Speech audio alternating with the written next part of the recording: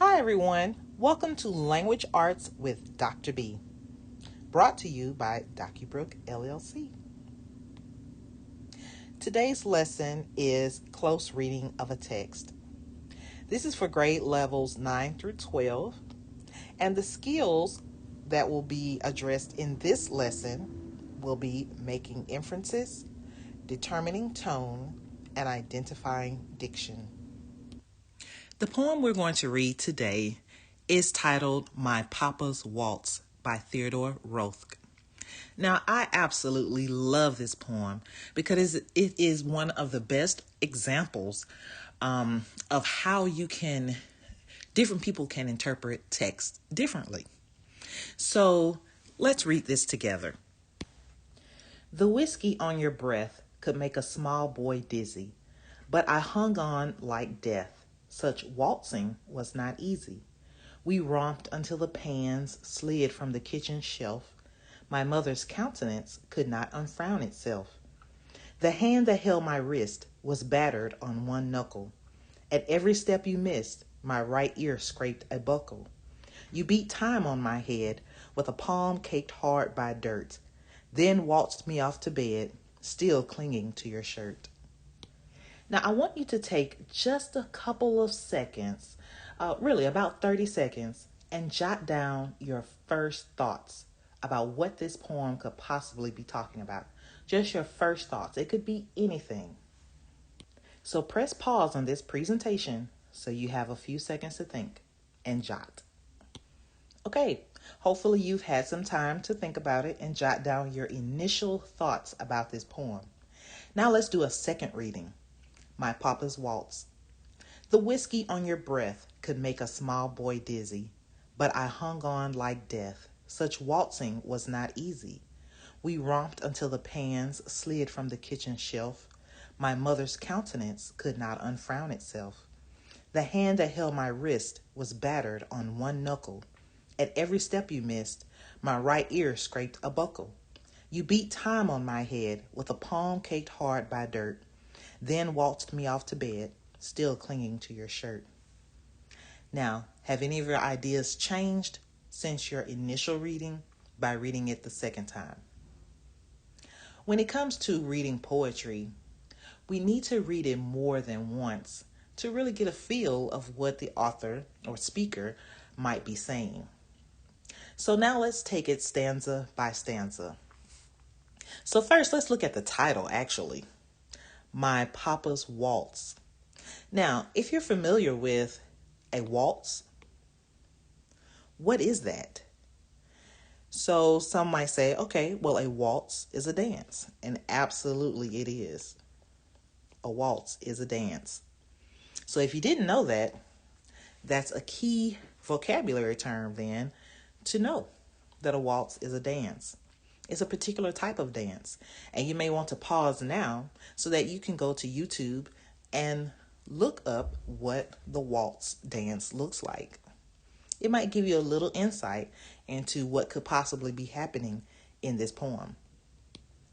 So now let's look at the stanzas, line by line. The whiskey on your breath could make a small boy dizzy. Now here, what do we imagine is going on? Now we have the word whiskey, and we have it making this boy dizzy. So what would you say is going on with his father? He's probably had something to drink, okay? And if it's strong enough to make the small boy dizzy and the boy has not had anything to drink himself, then we may be able to assume that the father is drunk.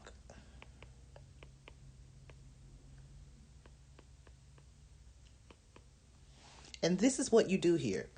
When it comes to closely reading a text, you want to mark it up. Draw lines, make circles, put notes out in the margins, because it all helps you to understand what's going on. Because you can later come back, and if it's not something that you want, just cross it out and start over. So in this case, I don't want to cross it out because I do think that the father is drunk. Okay? Now, who are we talking about here? So it says, I'm going to just use different colors here so I can keep myself straight. It says a small boy. So we know that we have a boy and his father. Okay, so that's what we know so far. But I hung on like death. Such waltzing was not easy. So here we go with this waltzing again. This dance again. But there's the word but here. So why would there be a but? Right? So but indicates that there is some kind of shift, some kind of change, because it's not saying and, it's not saying so, but it's saying but. Okay? But I hung on like death. Such waltzing was not easy. So there's something, well, I should have circled both of these, not easy. So there's something awry here. Okay, so dancing was not easy between boy and father.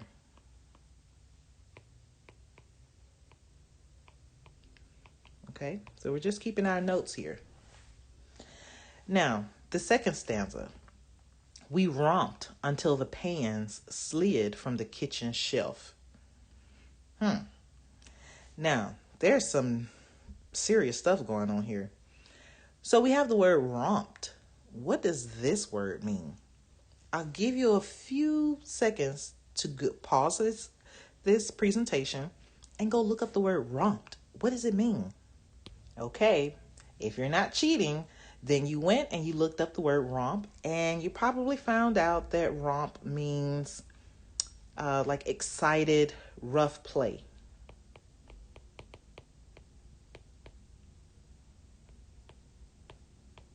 Okay, so all my words are smushing together here, so I'm going to change my color so we can make a distinction here. So we romped. We had excited, rough play. So kind of like roughhousing. What's the other word I'm looking for? Can't think of it, so we'll move on. But we romped until the pans slid from the kitchen shelf. So what was going on here? The pans slid from the kitchen shelf. They were knocking things over.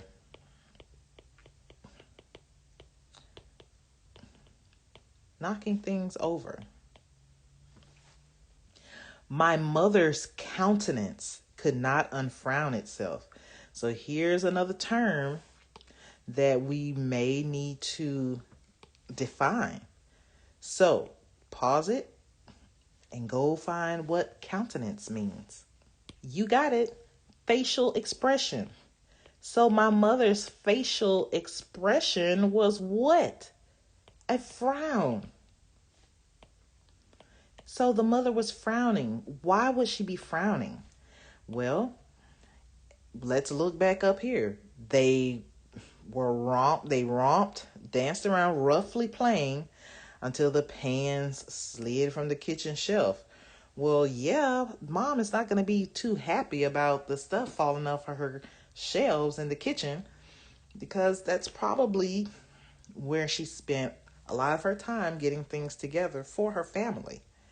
So another thing that we probably need to think about is when this poem was written. So we'll come back to that. But for now, we know that the mother's countenance, her facial expression, could not unfrown itself. She was not excited about it. Okay, let's see what the next stanza has to say. The hand that held my wrist was battered on one knuckle. So if you've looked up what the waltz looked like, you know that the lead dancer of the waltz does hold the wrist of the other person who's dancing with him or her. So the hand that held my wrist was battered on one knuckle. Now, why do you think this father's hand would be battered? So here's where kind of people disagree a little bit about what could have been going on. If this was a hardworking man, perhaps his hand was battered because he was maybe a construction worker. or, something where he had to use his hands diligently. Maybe he was a bricklayer, or, anything that required hard work, right, with his hands. So it was battered on one knuckle. Or perhaps he was in a bar fight. Now, why would I say that the father was in a bar fight? Well, when he came home, he was drunk. Now, unless he's drinking on the job, which could or could not be the case, then maybe he had been out drinking with some friends. Maybe not necessarily a bar fight per se, but maybe it was that he was out drinking and he came home drunk, and now his hand is battered on one knuckle because he had fought someone and punched them. But he could still be out drinking to drink away his woes of the day, and because he worked so hard. So there are a lot of ifs here, a lot of things to read between the lines. But we don't really know, okay? At every step you missed. Now, why would he be missing steps? My right ear scraped a buckle. Now here, this kind of gives us a clue as to how old the small boy is. Because remember, up here, he's a small boy, right? So at every step you missed, my right ear scraped a buckle. The buckle on the belt is at the man's waist. So if his ear is scraping the buckle, this is a pretty short little boy. So he's probably not that old. We don't know how tall the father is, but we can imagine that this boy is pretty young. So I would give him no more than 10 years old. So I would say 10 years or less. Maybe 8. That's just my estimation. Okay? So again, why would the father be missing steps? Well, remember, he did come home with whiskey on his breath, which kind of gives credence to the father being drunk again. All right? Now, let's go to the last stanza, which is probably one of the most controversial stanzas, not in a bad way, but controversial in that many people disagree about what's going on here.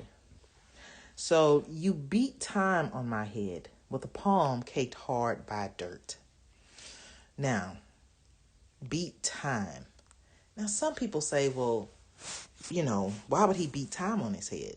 Well, you know that when people dance and when there's a beat to the song, people maybe slap their wrist, not slap their wrist, but slap their thigh or their leg. They're beating time on their thigh or their leg. But if the father is dancing with the son and he's drunk, maybe he beats the time on the son's head.